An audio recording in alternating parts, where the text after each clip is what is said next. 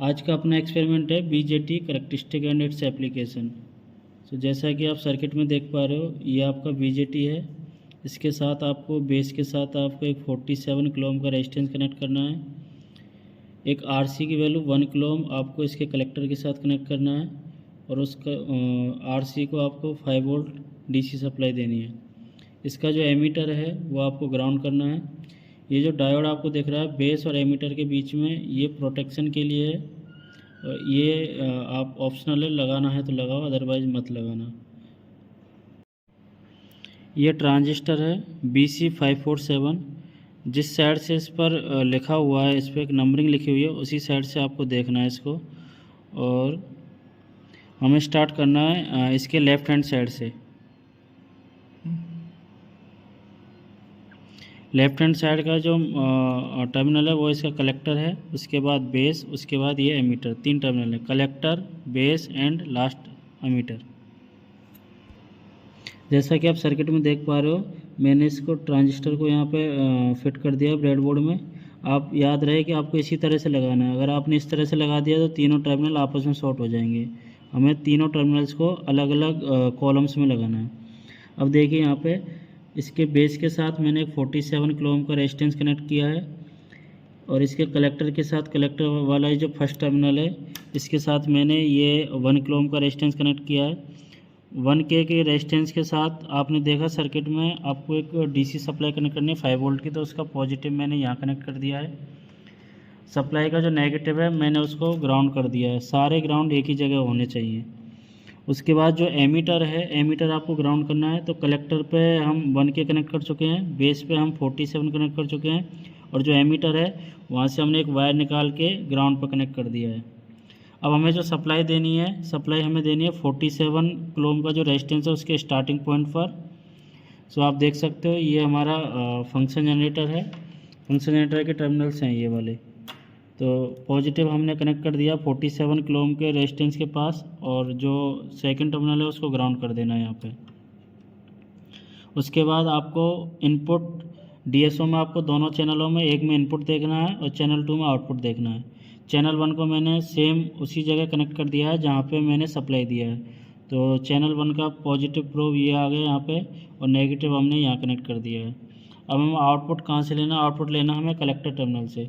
सो DSO का जो channel 2 का जो प्रोब है उसका पॉजिटिव हमने कनेक्ट कर दिया है कलेक्टर और इस रेजिस्टेंस का जो कॉमन पॉइंट है उस जगह, और नेगेटिव को हमने यहाँ ग्राउंड कर दिया है।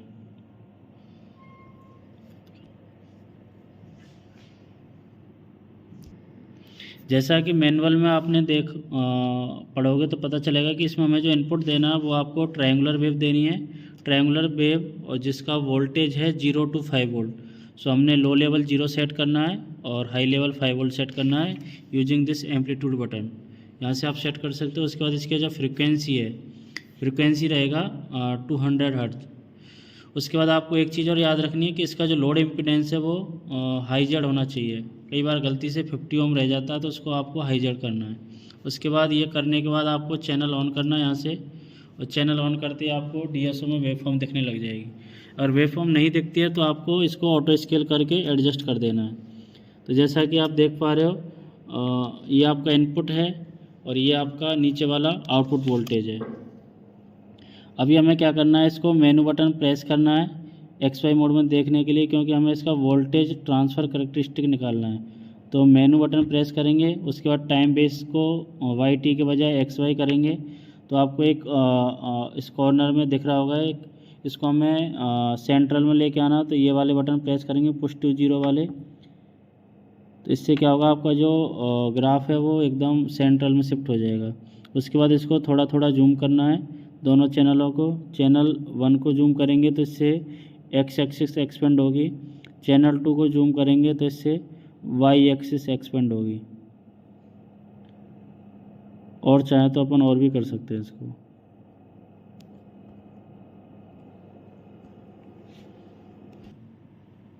जैसा कि आप लोग देख पा रहे हो, आपको मैनुअल में फिगर 3 दिया हुआ है। इसी तरह का ही एक फिगर आपको स्क्रीन पर दिख जाएगा।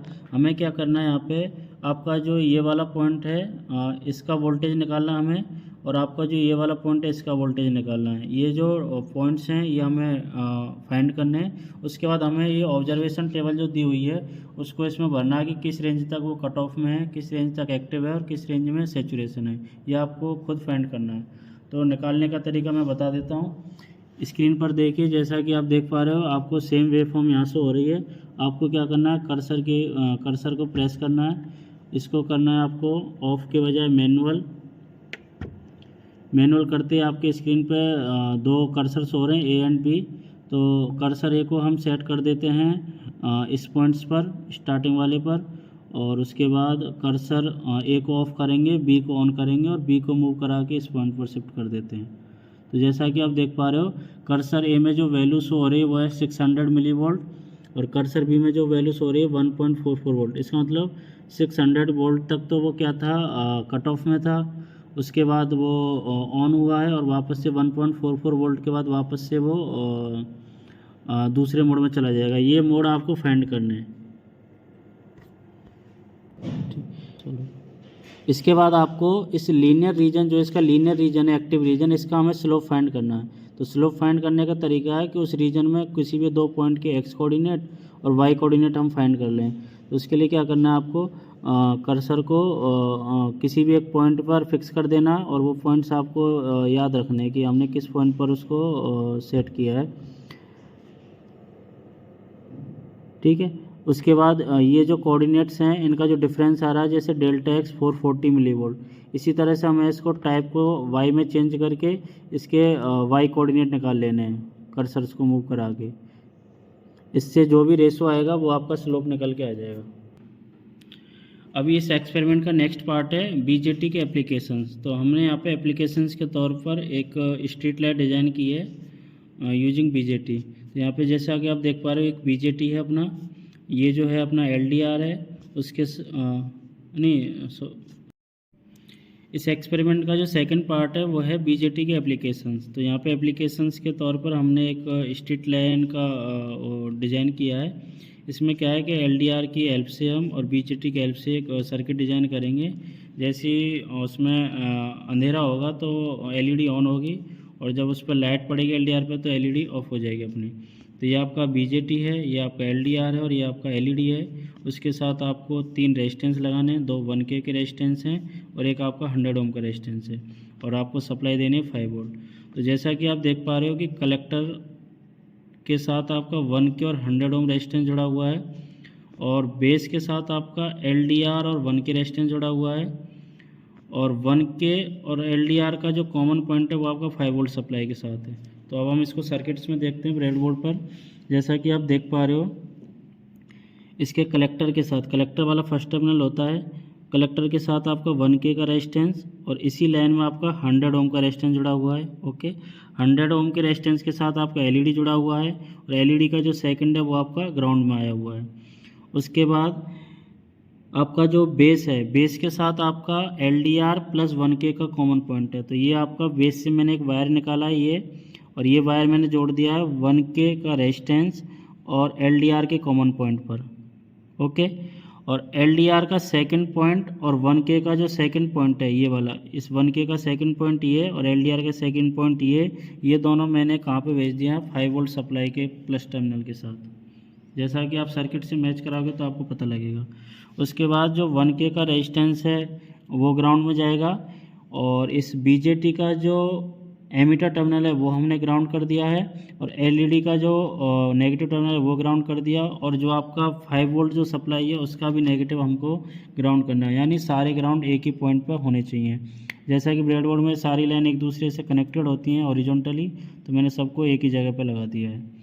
तो अभी सर्किट का वर्क क्या है कि जब इस पर लाइट पड़ेगी तो ये एलईडी क्या रहेगी, ऑफ रहेगी, और जब इसके पास अंधेरा होगा तो ये क्या होगा, एलईडी ऑन होगी। तो जैसे ही मैं इसको अंधेरे में रखता हूँ एलडीआर को, तो आप देख पा रहे हो कि एलईडी ग्लो हो रही है, और जैसे ही मैंने इससे उंगली उठाई, जैसे इस पर लाइट पड़ी तो एलईडी ऑफ हो गई।